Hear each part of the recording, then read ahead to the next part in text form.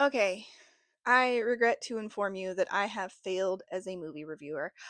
I DNF'd Return to Sleepaway Camp. I'm sorry, I tried. I really did. I sat down, I gave it a chance, and somewhere around the halfway point, I realized something very important.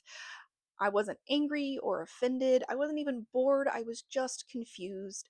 This movie is just everyone yelling at each other constantly. Every scene feels like 10 people walked into a room, started screaming, and nobody told them what movie they were making.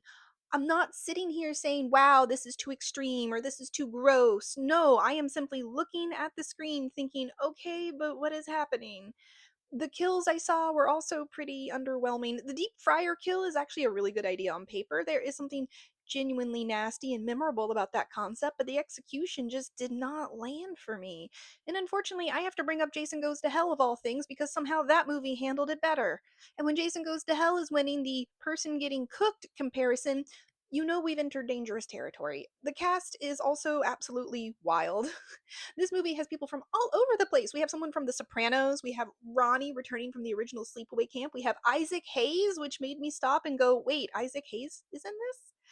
And of course, Ricky is back, and I have to say, I still love Ricky. He remains one of the best parts of this entire franchise. But then you have the extras and some of the younger cast members. I swear, some of them look like they wandered in off the set of an entirely different direct to DVD movie, specifically one made by David Decato, where everyone is required to own exactly one tank top. Also, Ronnie, I'm sorry, but I think your acting got worse. I don't know what happened. You were in the original Sleepaway Camp. The original is weird, but it's got this uncomfortable atmosphere and sincerity. Somehow, this movie made you seem like you were reading your lines off a napkin someone handed you 5 minutes before filming. And listen, I want to be clear. I do not think straight to DVD horror movies are automatically bad. I love Tremors 2. I will defend Tremors 2 with my entire soul.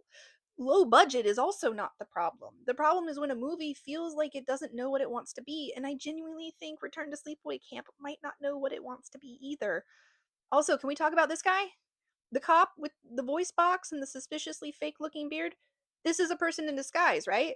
Because I know they brought back OG Angela, and honestly, this is the really cool idea. Bringing Felissa Rose back should have been a slam dunk, but then I saw this guy and immediately thought, oh, okay, that's Angela, isn't it?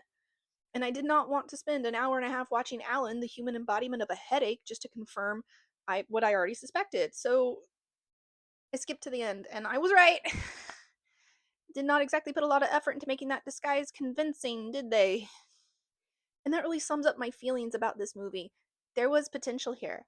A lot of potential. This was 2008. Horror was doing just fine. The Friday the 13th remake was right around the corner.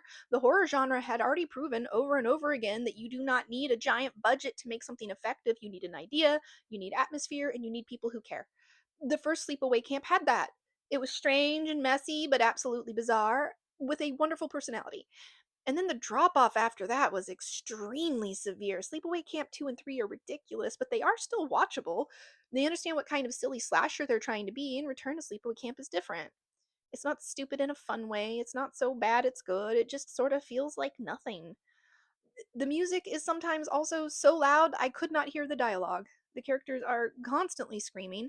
The story feels like it's fighting itself, what little story there is, and I think that's the saddest thing about it because the idea of bringing back Angela for a legacy sequel in 2008, that would have been really fun. And instead, we got a movie that feels less like a return to Camp Arawak and more like someone found the old camp map and then tried to rebuild the entire place from memory. Unfortunately, I think this is where my sleepaway camp journey ends. The first movie, genuinely interesting horror movie. 2 and 3, messy but at least fun. Everything after that, I'm gonna say it, not worth my time.